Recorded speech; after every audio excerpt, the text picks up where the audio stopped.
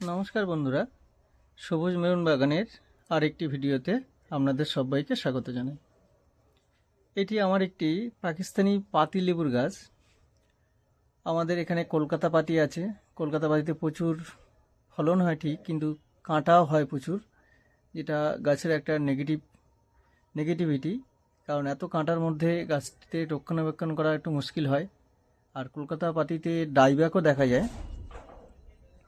কিন্তু পাকিস্তানি পাতিলেবুটা দেখুন কত সুন্দর ফলন হয়েছে। এটা 10 ইঞ্চি টবে 15-16টা লেবু ধরে আছে, বিভিন্ন সাইজের। সারা বছর ধরে এটি হতে থাকে। এগুলো দেখুন প্রায় ম্যাচিওর হওয়ার দিকে যাচ্ছে। আবার এখানেও একটা দেখুন একটা সাইজ। আবার এখানে দেখুন একটা গুটি সেট হয়েছে,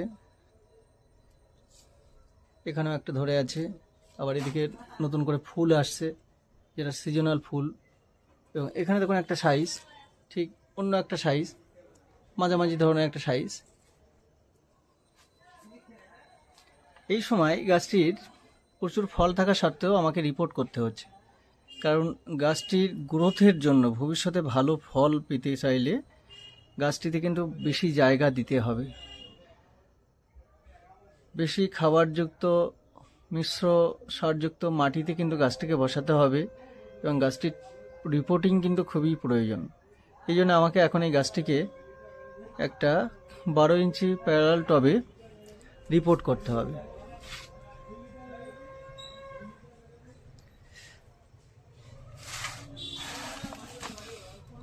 দেখুন বন্ধুরা, এই একটি 12 ইঞ্চি প্যারালাল টব। এর ভিতরটা যথেষ্টই বড়। এই টবের 3টে হোল আছে নিচে। এই হোলগুলোকে কিন্তু আমি খোলামকুচি দিয়ে প্রথমে আটকে দেব। এই ড্রেনেজ সিস্টেমটা একটা গাছের ক্ষেত্রে খুবই ইম্পর্টেন্ট। এই ড্রেনেজ সিস্টেমের ওপরেই গাছের বৃদ্ধি গ্রোথ নির্ভর করে এবং গাছে ফুল ফল আসা নির্ভর করে। গাছের সার্বিক বিকাশের জন্য এই হোলগুলো কিন্তু খুব ইম্পর্টেন্ট। আমি অন্য সময় হোলগুলো আর একটু বাড়িয়ে নিই। ড্রিল মেশিন আছে আমার নিজস্ব, সেই মেশিন দিয়ে আরও ছিদ্র করে নিই। কিন্তু এটাতে 3টে ছিদ্র আছে, মোটামুটি ঠিকই আছে। আমি যতক্ষণ স্যাটিসফাইড হই ড্রেনেজ সিস্টেমে, ততক্ষণ কিন্তু আমি এই আরও 5-6টা করে হোল এক্সট্রা করে নিই। কিন্তু এটার ক্ষেত্রে আমি মোটামুটি এইভাবে আমি করে নিচ্ছি। এইভাবে যাতে হোলগুলো যাতে না আটকে যায় সেদিকে লক্ষ্য রাখতে হবে। এখানে একটা আমি অন্য একটা খোলমকুচি দিয়েছি এবং এখন এই পাথরটাকে এইভাবে দিয়ে দেবো, যাতে হোলটাও বন্ধ হবে না, আবার ঢাকাও থাকবে। সরাসরি মাটি জল এগুলো যাতে সার না বেরিয়ে যায়, তার জন্য এরকমভাবে আমাদের করে নিতে হবে। এরপরে দেখুন এই একটা হোল, এই হোলের এই খোলমকুচিটা দিয়ে এইভাবে বসিয়ে নেব, যাতে দুই দিক দিয়ে গ্যাপ থাকে, জলটা সহজে পাস হয়ে যেতে পারে। আর এই যে ছিদ্রটা আছে, এখানে আমি এই খোলমকুচিটা দিয়ে দেবো। এই দুই দিকে ফাঁকা আছে, এইভাবে আমি হোলটা বন্ধ করে নিলাম। বন্ধুরা, এটা হচ্ছে সিন্ডার, কয়লা পোড়া, কাঠ কয়লা পোড়ার অংশ সিন্ডার এটা। এবার আমি টবের নিচে ড্রেনেজ সিস্টেমের হিসাবে এটা আমি কিছুটা দিয়ে দেব।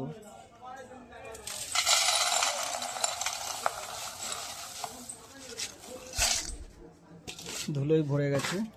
টবের নিচে এই সিন্ডার, যেটি ফিল্টারের কাজ করবে, এটা 1 ইঞ্চির মতো করে দেওয়া হয়েছে সুন্দর করে, যাতে খোলমকুচিগুলো ঢেকে গেছে। এতে জল পড়ার সাথে সাথে জলটা বেরিয়ে যাবে। এরপরে যেটা দেওয়া হবে সেটা হচ্ছে লাল বালি। এটা কিন্তু এরপরে আমরা 1 ইঞ্চি বা হাফ ইঞ্চি করে এটা লেয়ার করে দিয়ে দেব।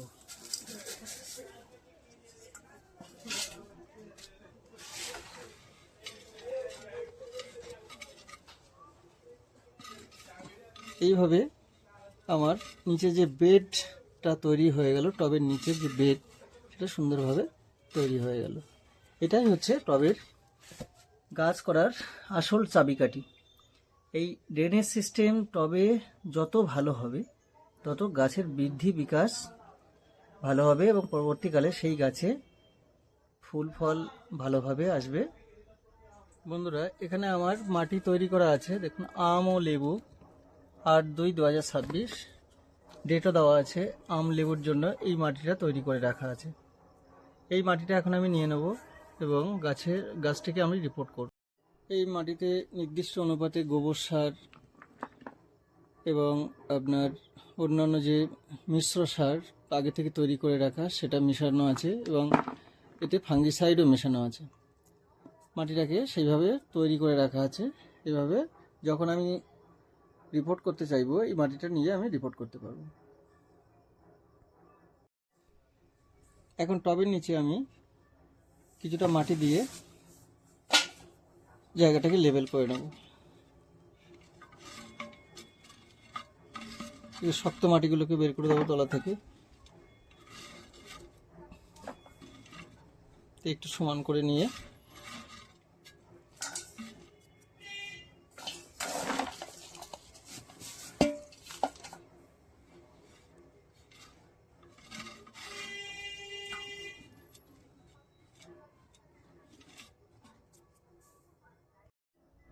বন্ধুরা এবার গাছটিকে আমি টব থেকে বের করে গাছটিকে রিপোর্ট করব। প্রথমে আমি এই ইনস্ট্রুমেন্টটাকে এই নিড়ানিটাকে ভালো করে হাইড্রোজেন পারঅক্সাইড দিয়ে স্যানিটাইজ করে নিলাম। প্রত্যেকটা জিনিস বাগানে ব্যবহার করার আগে আপনাকে স্যানিটাইজ করে নিতে হবে। এবার এই টবের প্রান্ত বরাবর নিড়ানিটাকে দিয়ে আমি মাটিটাকে আলগা করে নেব। সবথেকে ভালো হয় আগের দিন যদি একটু জল দিয়ে রাখা হয় তাহলে মাটিটা একটু নরম হয়ে থাকে এবং সহজে গাছ থেকে বের করে নেওয়া যাবে। এইভাবে প্রত্যেকটা সাইডে ধার বরাবর নিড়ানিটাকে দিয়ে শিকড় থেকে টবের যে সংযোগ সেটাকে বিচ্ছিন্ন করে দিতে হবে। কিছু শিকড়ও কাটা যাবে, এগুলো হচ্ছে ফিডার রুট। এগুলো কাটা গেলেও কোনো অসুবিধা হয় না, গাছের খাবার গ্রহণের জন্য এই রুটগুলো লাগে। এই রুটগুলো আবার নতুন করে তৈরি হয়ে যায় অল্প দিনের মধ্যে। আমাদের অনেক সময় গাছকে এই ফিডার রুট কেটে বসাতে হয়, যেগুলো রুট বল বড় থাকে। আমরা কেটে বসালে নতুন করে আবার রুট গজায় এবং গাছের বিকাশ এবং গ্রোথ ভালো হয়। সুতরাং এই ফিডার রুট দিয়ে কেটে গেলে কোনো ভয় পাওয়ার কোনো দরকার নেই, কারণ এটা গাছের পক্ষে ভালো হয়। ফিডার রুট কেটে গাছকে বসাতে পারলে গাছ বৃদ্ধি এবং বিকাশ ভালো হবে। এই চারিদিকে আমি করে নিয়েছি। লেবু গাছের মাটিটা একটু ঢিলা হয়, বালি থাকে, বালি দিয়ে মাটিটাকে তৈরি করতে হয়। একটু বেলে দোআঁশ মাটিতে লেবু গাছ ভালো হয়। সুতরাং মনে হচ্ছে এবার গাছটিকে আমি তুলে ফেলতে পারবো। এভাবে পা দিয়ে করে দেখুন সহজে উঠে গেল, কি সুন্দর করে গাছটা উঠে গেল। এই রুট বলটা, এই যে রুট বল এবং চারিদিকে যে রুটগুলো আছে ফিডার রুট। এবার আমি এই টবটার মধ্যে প্রতিস্থাপন করব।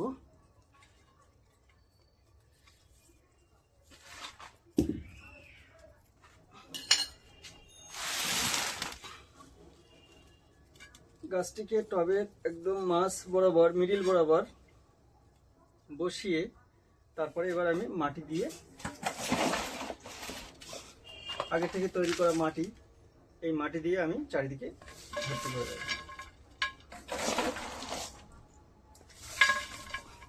এবার গাছটিকে আমি একটু ব্যালেন্স করে নেব।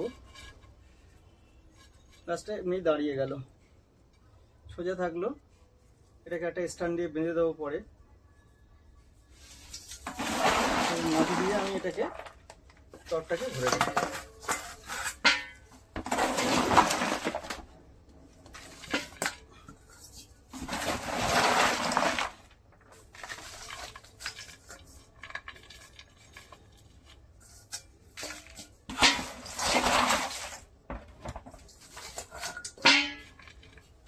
এই যে টবটাকে ভরে দিয়েছি। এবার একটা বেলচা দিয়ে,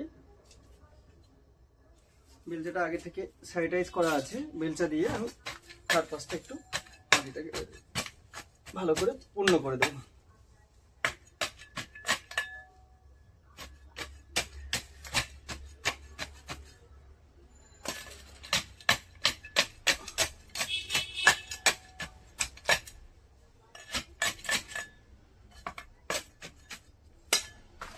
টবটাকে একটু ঝাঁকিয়ে দেবো।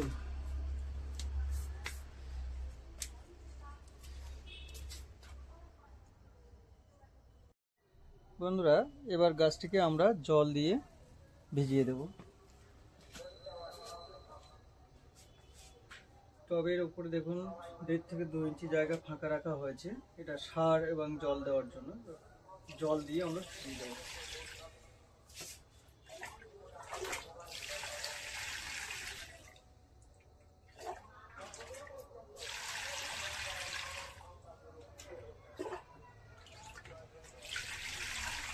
গাছ রিপোর্টিং এর হচ্ছে বন্ধুরা, এটাই হচ্ছে আদর্শ সময়। এই জল ভরে দিলাম। এবার এইভাবে আমরা গাছ রিপোর্ট করুন, গাছ খুব ভালোভাবে হবে।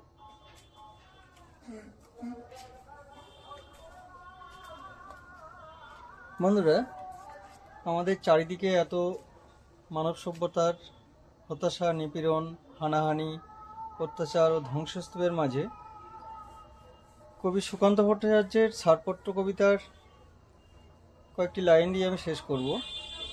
চলে যাব তবু আজ যতক্ষণ দেহে আছে প্রাণ, প্রাণপণে পৃথিবীর সরাবো জঞ্জাল, এ বিশ্বকে এ শিশুর বারযোগ্য করে যাব আমি, নবজাতকের কাছে এ আমার দৃঢ় অঙ্গীকার। বন্ধুরা, সবাই প্রকৃতির সাথে নিবিড় আত্মিকতায়, ভালোবাসায় ভালো সুস্থ থাকুন। নমস্কার।